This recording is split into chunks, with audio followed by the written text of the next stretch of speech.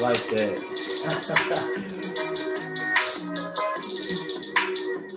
Woo!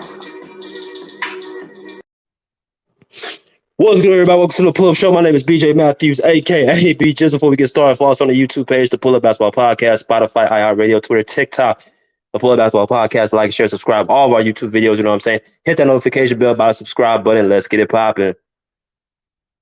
All right, like I said, y'all know the drill. You know what I'm saying? Wipe your feet before you enter this house. You know what I mean? Hit the like button, comment, share with all the basketball hits that you guys know. We're the NBA playoffs, baby. All right. Now, before I get started, I know I missed the live last night. The Warriors beat the Mavericks silly last night. I believe by like 25 points. So I didn't do a live last night. I had some other stuff that I had to do. So I will be going live tomorrow with the Warriors and the Mavs when they play. But I just want to let y'all know we talking about game 2 of the Eastern Conference Finals between the Boston Celtics and the Miami Heat. All right. The Boston Celtics prevailed 127 to 102 on Miami's home court to even up the series and take home court advantage going back to Boston. All right, now this is a pretty evenly matched series, right? So you got the number 2 seed, the Boston Celtics at 51-31, Miami Heat 53-29, the number 1 seed in the Eastern Conference. Both teams are very defensive mind oriented first and foremost. They have 2 elite coaches, Eric Spoelstra for Miami, Ime Udoka for the Boston Celtics. They're a very grind out team. Both of them play hard defense, and they got 2-star caliber players in Jason Tatum and Jimmy Butler. So they're pretty similar. You feel me? Like they have a lot of similarities if you think about it. Now, basically going to this point, I want to kind of go through a list of what happened, what happened for the Boston Celtics, Miami Heat, what went right, what went wrong. I want to go through a full list of things, and I'm gonna let y'all into the chat. Y'all can check it out, what y'all think about the game and stuff like that. Like I said, hit that like button, y'all. And let's get into it. Before we start, also, follow us on our Instagram page. You know what I'm saying? The pull up, y'all see it on the screen at _ the pull up _ follow us on YouTube, Spotify, iHeartRadio, Twitter, TikTok. The Pull Up Basketball Podcast is quick, easy, and you guys get star quality from me as well as my partner Rick Masters. You know what I'm saying? We put a lot of work in this time, and we got a lot of good stuff coming for y'all. So go ahead and check us out. But let's get into it, y'all.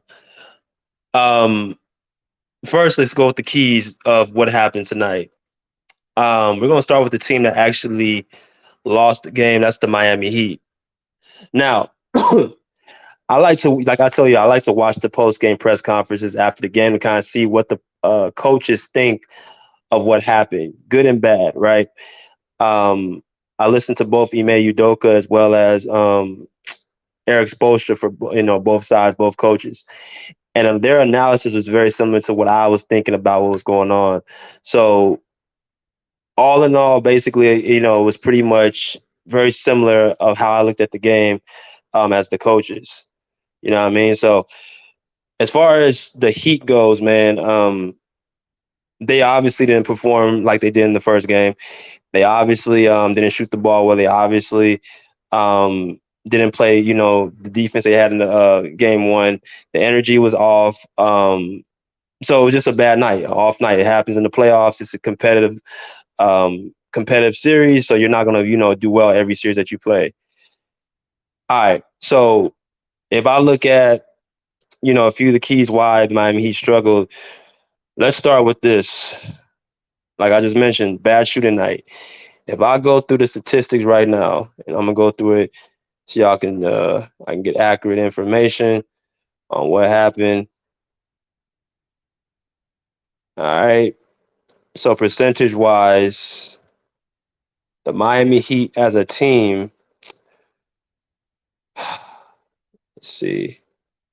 Sorry, y'all. Bear with me. I'm actually pulling this up. All right. So from the 2-point line, they shot 44%. From the 3-point line, they shot 29%. They shot 72% from the free throw line. Boston shot 51% from the 2, 50% from the 3, 91% from the free throw line. So obviously there's a big gap on how well Boston shot as well as Miami shot. They just didn't make shots tonight. Point blank, period. That's just the bottom line what happened with Miami. So that's a situation where that's pretty much half of the reason why they lost this game. Um, and also they didn't play, the defense they had in game one. They didn't play the suffocating defense because how Miami goes the way, Jimmy Butler put it after post game in game one is that our defense becomes our offense. So basically, in simpler terms, if our defense isn't clicking, there's a good chance our offense ain't gonna be clicking. So the fact they weren't able to get steals in transition, they weren't able to, block shots, they weren't able to really, disrupt this Boston offense. They didn't get out of control, is why you probably saw that they had such a bad shooting night because they had nothing to feed their offense. Their defense was not going the way it's supposed to go. So you saw guys bricking shots they usually would make. So guys such as, Max Strus, I don't know, Tyler Hero had 11 points. Um, Duncan Robinson, when he came in, he missed a couple of shots, but that's understandable because he's been cold. He hasn't played all series. He didn't play all last series. You know what I'm saying? But they definitely were missing a lot of 3 pointers. Victor Oladipo had an off shooting night, went 2 for 8 from the field, 1 for 5 from the three. Max Strus went 2 for 7 from the three and the two. PJ Tucker went 2 for 6. Gabe Vincent, he had an okay shooting night, 5 for 10, 4 for 8 from the three. But that's just, they had nobody else but Jimmy Butler who had 29 points, more than 20 points. All right. Vincent had 14 points, but, that's fine. But Victor Oladipo had 14. His points were not impactful. And the other person was Tyler Hero with 11 points. I expected Tyler Hero to have at least 20 tonight because just what Jimmy Butler did, here comes Hero who can, take some of the offense off of him. But if they didn't have Jimmy Butler on the court, they could not get any really instant offense. I'm going to go back to the shooting after this part. PJ Tucker, definitely he's dealing with an ankle injury. He got pretty much, left on the island, dealing with Jason Tatum, and at position is Jaylen Brown. Going early, Jason Tatum got cooking and Jaylen Brown. Like y'all remember in game one, Jaylen Brown had a very, very bad first half. Jason Tatum did well in the first half, but Jaylen Brown did not do well. Right? So this game where you didn't have Jimmy Butler guarding him to start off the game, you saw Jaylen Brown kind of go off. You saw Jaylen Brown hit some big threes. You saw Peyton Pritchard hit some shots. So all in all, they weren't matching Boston's 3-point shooting. I think they went on like a 17-0 run going to the second quarter. And then the game was pretty much ran away at that point. So yeah, just PJ Tucker really did not help them tonight. He actually hurt them. Bam Adebayo, I would like to have him have some more points. He had 6 points tonight. That's just not going to be enough against this team. He's a 14-point game scorer this season, so I expect him to have somewhere around there going up to Boston. But the kind of the hard thing with Bam is his points are coming off a lot of pick and rolls. So if he ain't getting the ball for pick and roll or pick and pop or alley-oop dunk, then it's hard for him to get his baskets, right? So that's just another thing they got to figure out. So let me go into, pretty much like I was saying, another thing about their shooting. Now, if I talk about one of the guys that to me was still the best player on the court was Jimmy Butler. I know people are gonna say, they lost. How could you say Jimmy Butler was the best player? I'm gonna go through it right now. They could not stop Jimmy Butler from getting to the basket. They could not stop him. They don't know who. It didn't matter who was put on him. It could have been Marcus Smart who started off on him. It could have been Grant Williams. It could have been Jaylen Brown. I don't know how many times Jason Tatum took him, but nobody could stop Jimmy Butler from getting to the basket. Continue to hit that like button, y'all. Jimmy Butler, to me, it was the more unstoppable force on the court. It's just that Boston had more contributors, but as far as who's the more unstoppable player was Jimmy Butler. Shot 11 for 18 from the field. He did not hit the three ball. He was 1 for 3. Had 6 rebounds and 3 assists. So he had a pretty good game. He had not as good game as game one, but he was still pretty. It didn't matter who was in front of him. He can get to those spots. He was able to get to the basket. He was able to body Marcus Smart or Jaylen Brown. He even bodied Grant Williams at one point. where he posted him up in the post and made a turnaround shot. So why I bring up Jimmy Butler is that he was able to kick the ball out to, like Max Strus, he would miss some threes. If he can get some threes out of Max Strus and Duncan Robinson, more threes out of Gabe Vincent, Victor Oladipo, some more scoring, then they can have more of an opportunity to win. But if these guys are not hitting their threes, then it's gonna make it harder for the Heat to win because those guys are 3-point snipers. Strus, Robinson, and Gabe Vincent. Those are 3-point snipers. They gotta hit their shots when Jimmy Butler drops the ball to the basket. Victor Oladipo, I need some more scoring from you as well. You had 26 minutes tonight. You scored 14 points, but it came when the game was out of reach, so it was not impactful.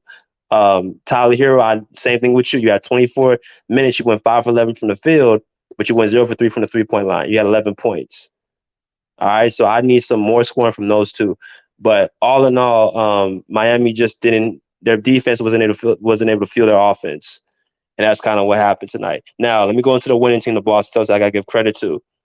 They came in with a game plan. First off, they executed the game plan of what Miami threw at them. Didn't matter the defense they had on them, which was the 1-2-2 press or the 2-3 zone or the man-to-man. It didn't matter what defense Miami was in. Boston, unlike game one, they were able to handle that pressure.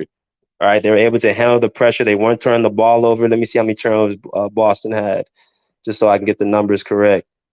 They had 9 turnovers tonight, and Miami had 14. So it was really Boston putting the defense on Miami tonight, which caused Miami to have problems. Usually it's the other way around. Usually Miami causes other teams to, turn the ball over.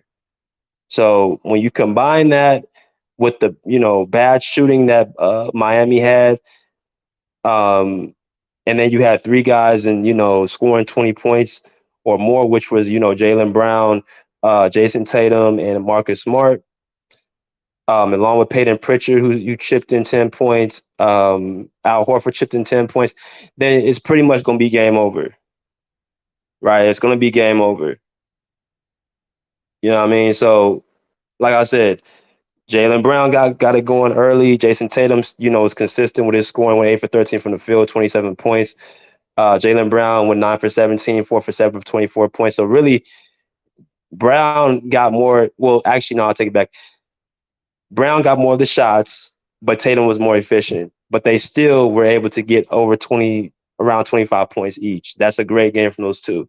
And then here comes Marcus Smart with 24 points. Big threes. That's probably the first time I see Marcus Smart hit this many threes at one time. He played 40 minutes. There was one play that he shook Max Strus to the point where he damn near fell. And when I saw that, that was pretty much the game. The momentum was pretty much done. And that was in the third quarter, I believe. That's when I kind of knew the game was over because that was a momentum play that was in Boston's favor. So here comes like Miami. Their confidence is kind of a little bit shot tonight. PJ Tucker's hurt. Jimmy Butler is on the bench. I don't think Jimmy and Bam Adebayo played the whole fourth quarter. So those ingredients are why they lost. The Boston gave them the confidence and the momentum to win this game. Now let me also go into a few other things.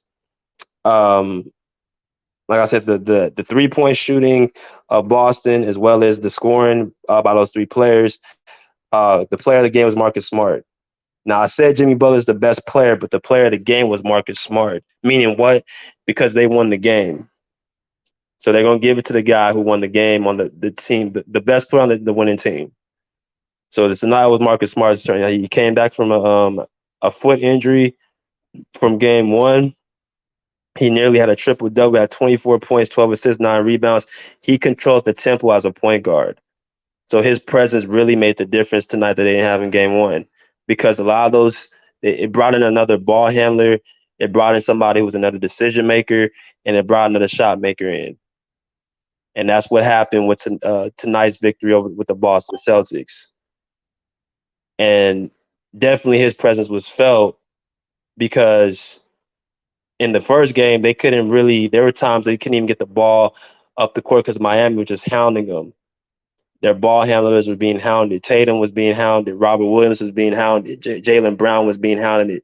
You know what I mean? So you bring in a guy like a Marcus Smart who can handle the pressure and who was able to make good decisions and his shots, be a shot maker.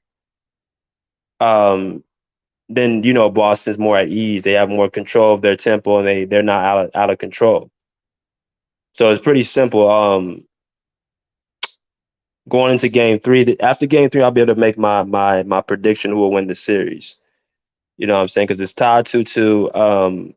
You know, Boston obviously made an adjustment. Actually, wasn't really an adjustment. It was just two guys coming back to play, which was Marcus Smart and Al Horford. Um, Now it's Miami's turn. Another thing I want to also mention too, when PJ Tucker left, even though PJ Tucker was hurting them tonight, Boston, you could see the size that they had on Miami. They're obviously a bigger team. They obviously have more size on their team, right? Um, Miami has a lot of scrappy defenders. Gabe Vincent's, the Max Struess's, the Tyler Heroes, the Jimmy Butlers, of course. Bam Adebayo is a good defender, but for the most part, they have a lot of smaller defenders compared to Boston's size with Al Horford, Robert Williams, Grant Williams. Brown can defend, Tatum can defend. They got more size on that team. Okay, so Miami's gonna have to find a way to use their speed and their shot making to beat this team for game one or game three. Tune in Sports says Celtics in six. We'll see, man. We'll see. I gotta see game three before I say it because I know Spoelstra's gonna have an adjustment made, and I think the adjustment they tried to do in the fourth quarter, um, they were trying to add this player in for shot making. Hold on 1 second. They tried to add Duncan Robinson. Um, Eric Spoelstra tried to add Duncan Robinson for some shot making, which he ain't played all series. He ain't played all last series either. So it's kind of hard to get a guy who ain't played to kind of get going early. I don't care how good of a shooter is. We all know Duncan Robinson can shoot threes, but when you ain't played a whole entire series, it's kind of hard to get in rhythm.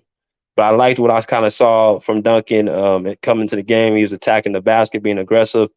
And Spoelstra tried to, see how he looked. So I think he's going to give him some minutes, a lot of his minutes back in this third game because when Max Strus got shooken up by Marcus Smart, I'm like, oh my gosh! Like I played against Marcus Smart. This dude don't have a back like that.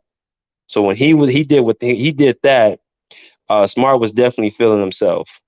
And it's almost a disrespect. So I'm thinking Spoelstra's gonna be like, yeah, your night, you're done tonight, man. Go hit the showers. Max Strus, you're done tonight. So they're gonna try something different. They're going to use their speed, I believe, more. Oladipo, he needs to come with the same energy he had in game one. Same thing with Tyler Hero, Gabe Vincent. Those guys need to come with that same energy because Jimmy's going to bring it. Like I said, they don't have nobody for Jimmy Butler. They don't have nobody. And the thing about it is the guy that Jimmy Butler guards, whether it's Jason Tatum or Jaylen Brown, is usually nullified. But even you can see in this game when Jimmy Butler would sit out, that's when Boston would go on their run. You saw in the second quarter, they blew the lead open. You saw it somewhere in the third quarter. And then when Jimmy Butler gets back into the game, they cut it down to I think 16 points with like 2 minutes left in the third. And then in the fourth quarter, where they don't play him or Bam for the rest of the game, then that's when Boston opens the lead again. They won by 25 points, right? He said it won't be enough for Jimmy got to do work. Yeah, that's why I say, man, that's why they got to have these guys hit their shots. They got to hit their shots. Gabe Vincent, Tyler Hero, Max Strus, Duncan Robinson have to hit their shots. Okay. Kyle Lowry, I don't know the stats about him, but he needs to, he can be a big piece to the puzzle, but Miami hasn't really gotten the Kyle Lowry from Toronto, in my opinion. But he comes back and he plays like closer to Toronto Kyle Lowry, then yeah, they have a good chance of winning this series. But they gotta get some scoring in. They gotta be able to play intense defense. So series is 1-1. Game two is an adjustment game for Boston. Game three is gonna be an adjustment game for Miami. I'm gonna have a better idea who wins this series after that game, and yeah, we'll go from there. So I'm gonna open up this line, let y'all come here and cook a little bit.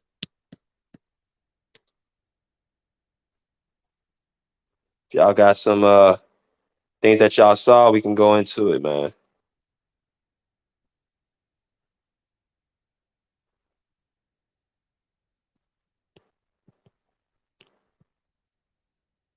All right, so I just dropped the link. If y'all want to come in here and cook, I know it's kind of late, so I don't know where y'all at right now in the country, but it's still 9:40 over here on the West Coast.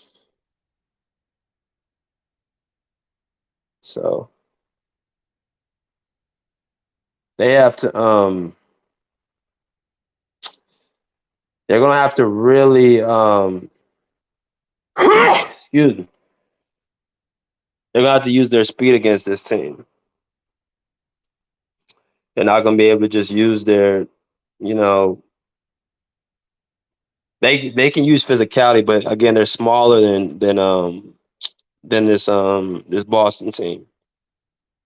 You know, especially with Al Horford out there again, and especially with Robin Williams and Grant Williams in the front line too. Like they got more size.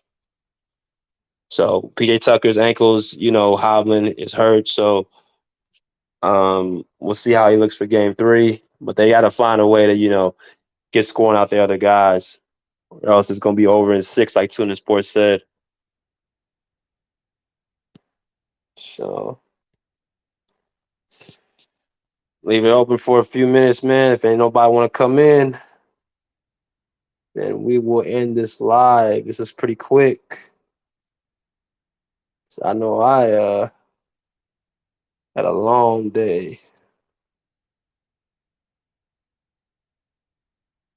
but I do got this series going 7. Um, I got this series going 7 actually. It depends if Miami's able to win one of these games. I got the series going 7 for sure, because I just don't see. I don't. From what I've seen from Boston, you know, I think Miami could, be physical. They can, they can go up against and they can stand up to them physically. So they're very evenly matched. But Miami's just gonna have to hit shots for Game 3. And that's pretty much it. Boston, they stuck to the game plan. Marcus Smart came in there and ran the show. He was very impactful, and he was just able to, control the tempo, and that's what won the game.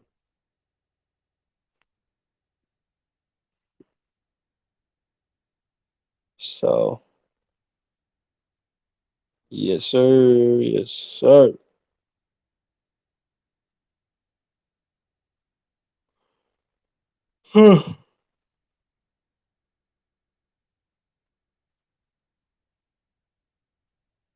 Mm-mm.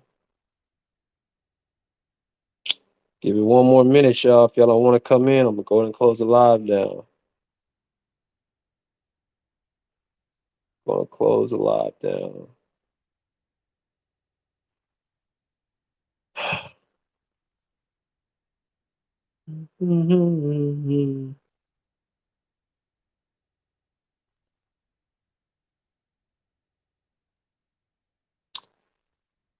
All right, 30 seconds left. 30 seconds.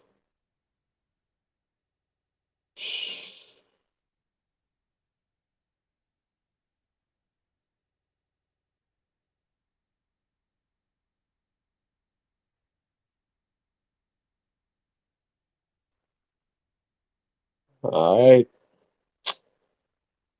So since nobody want to come in, I'm gonna go ahead and shut the live down. I will be back on tomorrow night again with the Warriors and the Mavs. I'm going to be doing an analysis on that game, what I think is going on with that series. I might not even need 3 games. If the Warriors beat the brakes off the Mavs, then I won't even need a second game. I'll just be like Warriors and how many other games. But I gotta see what happens tomorrow, because I don't feel like if the Warriors, if they win these 2 games at home, I don't think the Mavs are going to win both games in Dallas. They're not going to do the same thing Phoenix did. So yeah, man. With that being said, y'all know what I'm saying. Follow us on the social media page. Like, share, subscribe all of our YouTube videos. YouTube, Spotify, iHeartRadio, Twitter, TikTok. Without further ado, you know what I'm saying. Pull up a seat, pull up a chair, pull up. Peace. I like swimwear.